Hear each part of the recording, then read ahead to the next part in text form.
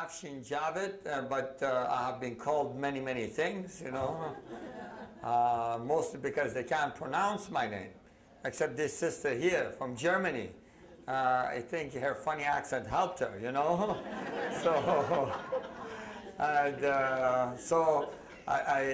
They told me that Abbotsford is the Mennonite land, so I have just lost half of my jokes now. I'll tell you.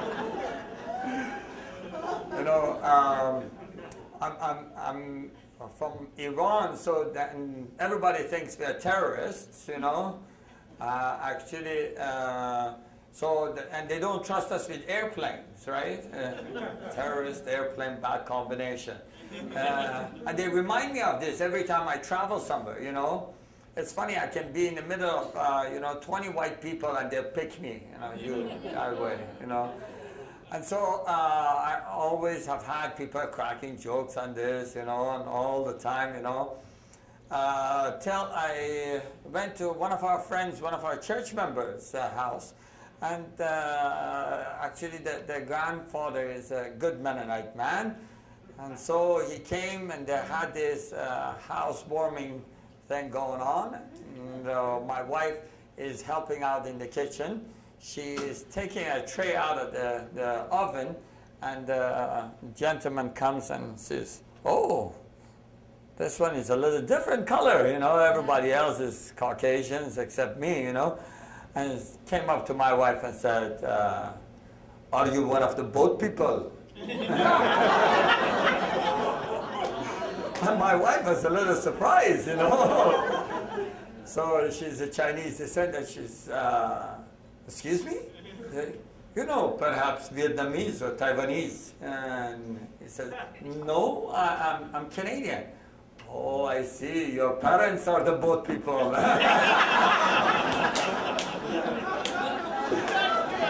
Of course, at that point, the poor host was trying to help. Says, "Opa, no, Opa, she's Chinese." Yeah, I know, the boat people." So I'm one of those airplane people marry the boat people, you know.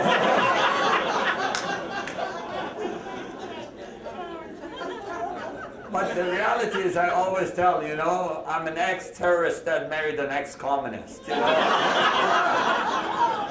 We make cute kids, though, I tell you. When I wanted to marry my wife, I went to ask permission from my father-in-law to date his daughter, and he says, "Are you crazy? I'll never let my daughter marry an Iranian. You guys are all terrorists." I said, "Not all of us, you know." And so I tried convincing him, but it didn't work, you know. And so we got married anyways, you know. and so they hated me till they saw our kids, you know. And then they suddenly like, "Oh my goodness. These grandkids are beautiful. They're Chinese, but improved version, you know."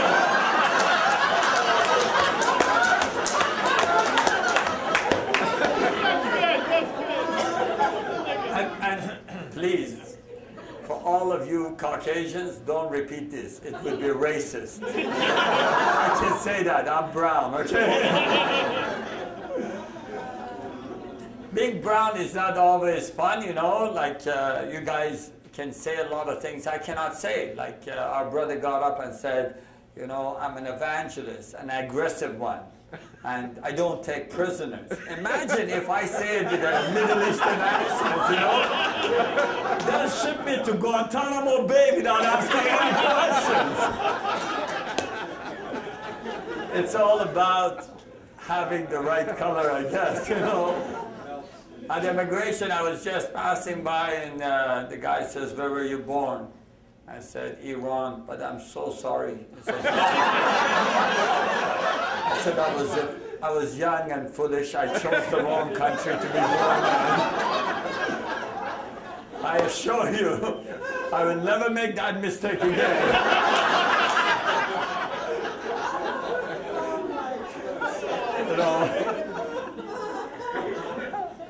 You know, know, I like the Americans though. Someone was from Linden, right? Yes, yes. They Americans, you know, they call, and people from Iran, they call it Iran, you know. It's not Iran, but Iran. And so one time I went to the customs and it says, "You're from Iran." I said, "How did you know?" It says, "It's written in the passport." I said, "That Iran?"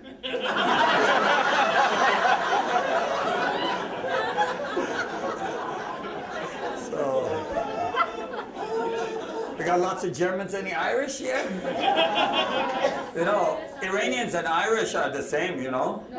Very much so. Oh, we solve our problems with a bomb. You see? IRA! So, I just don't understand how come I get pulled over and they don't. You know?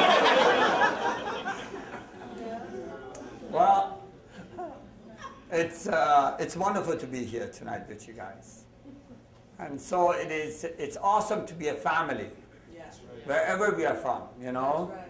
I mean, we are all called by the same name, and true that the East Indians and the Persians have better tasting food, but don't worry. We have been cooking for a couple of thousand years more than you guys. You'll get it right as you practice, you know. Practice always makes perfect, you know. But other than that, the true reality is we are all created in God's image. We are all loved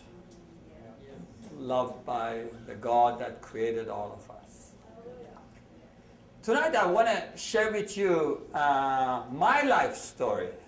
And so I'm so glad that they gave me more than 5 minutes. Poor guy, you're good, man. 5 minutes, I mean. But I wanted to share with you my life story. How I ended up here.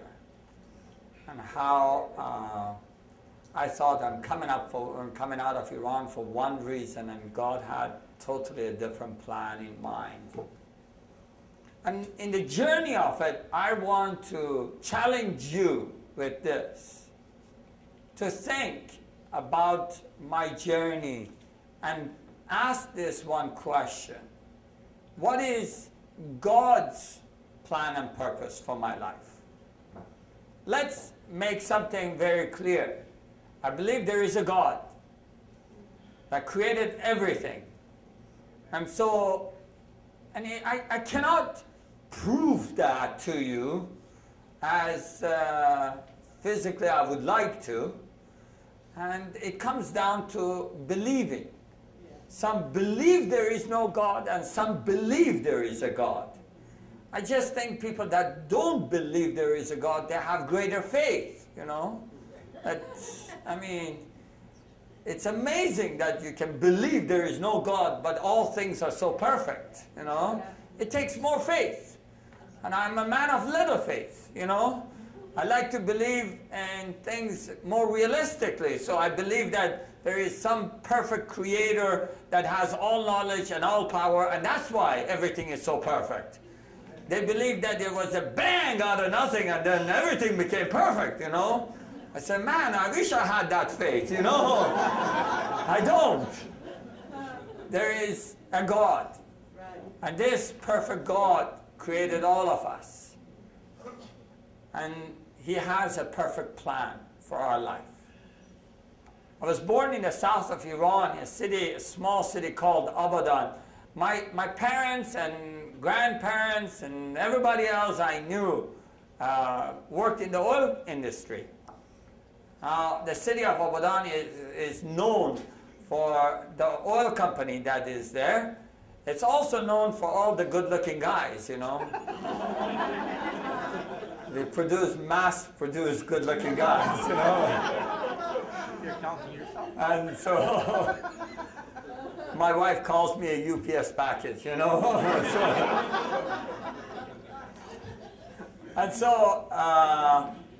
But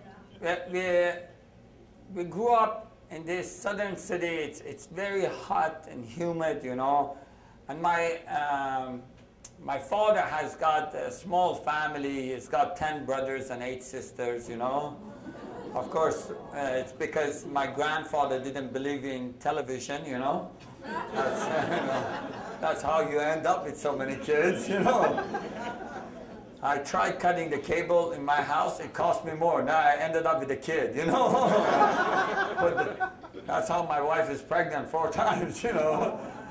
Actually, so, and I came out of Iran in '87 because I wanted to share my faith, Islam, with the Christians. Now, I had been born in a Muslim family. Most of the Iranians that live in Iran are Muslims. Very, very small percentage Jews and very, very small percentage Armenians. Zoroastrians are very few. Most of the Zoroastrians moved to India. Today you know them as Parthians or Parsis. Most of the Muslims in Iran are Shiites, Shiite Muslims. So I was born and raised in a Shiite family. And my grandfather was a very strict Muslim leader, you know. He built mosques and so on and so forth. And my father was part of the revolution.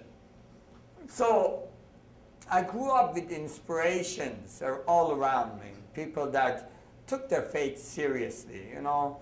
It isn't that, you know, you have all types of Muslims like you have all types of Christians, you know. But my family was a family that was more dedicated to Islam. And so because of that, I wanted to please my parents and I wanted to please my grandfather. And also because I had many accidents growing up, you know. I always did things that I shouldn't have done, you know, jump off things, you know, all these things. So I kept having accidents. And every time I had an accident, I would see the silhouette of a tall man standing in the distance watching over me. I spoke of this man very openly with my parents and friends and grandfather. And my grandfather said, this tall man you are speaking about is one of the imams of Islam, one of the leaders. His name is Ali. And so I developed this love for Islam and felt that I'm indebted to Islam. And I wanted to serve Allah. Now, Muslim, by its meaning itself, means the one who is submitted to the will of Allah. So, being a Muslim requires your 100% submission anyways. I just said yes to that. And I served as basically, as a Muslim. I felt that I'm indebted to Islam so much more. I want to do more than 5 times prayer, fast 1 month out of the year, and so on and so forth. So I joined Basij, or what you know here as Hezbollah. How many know Hezbollah? Okay. Hezbollah means really the party of Allah. And so it's a political group, people that join it, believe in fighting for the cause of Allah. So I joined that army, and I served in that army for 3 years. In '87, my grandfather asked me to leave Iran to go to the United States so I can speak about Islam to Christians and lead these poor, misled Christians into Islam, i.e. you guys. So I came out of Iran and I went to Pakistan, and I was in Karachi for about 2 years. There, Pakistan is mostly Sunni Muslims, so I wanted to study about Ahl Sunnah, the Sunni Muslims. And I also was involved with the Shiite mosques in the neighborhood.